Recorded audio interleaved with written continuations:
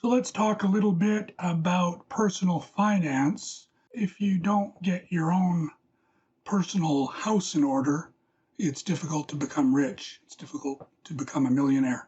So you really need to look at what you're doing and get that in order. So budgeting, that's creating a budget to track your income and expenses. So you need to allocate money for necessities, savings, investments, and discretionary spending. You need to know how much you're spending and what you're spending on, and if you can cut back on some things. So budgeting helps you with that.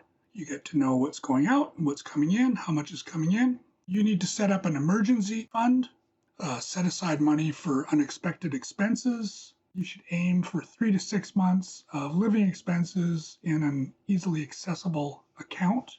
Debt management, minimize and manage debt. Preferably don't go into debt if you can avoid it. If you're going to buy a car, try to pay cash, try to buy used. Prioritize paying off high interest debts like credit cards while making minimum payments on other things. Saving and investing. Save a portion of your income regularly. Consider investing in retirement accounts like a 401k, if that's available to you, an IRA, stocks, bonds, and other assets based on your risk tolerance and financial goals. Insurance. Make sure you get into good insurance, not insurance that's going to benefit the company, but it's going to benefit you. Protect yourself and your assets with appropriate insurance coverage. This includes health insurance, life insurance, home renter's insurance, and possibly disability insurance. Maybe I don't need to say this, but life insurance is not for you. You'll be dead. It is for your relatives, your loved ones. I think some people forget that. So yeah, if you don't have any dependents, maybe you don't need life insurance at the moment. There's pros and cons to starting it early. It may be cheaper, but I guess you need to sort of add that up and think about whether you need it, life insurance at the moment. Retirement planning.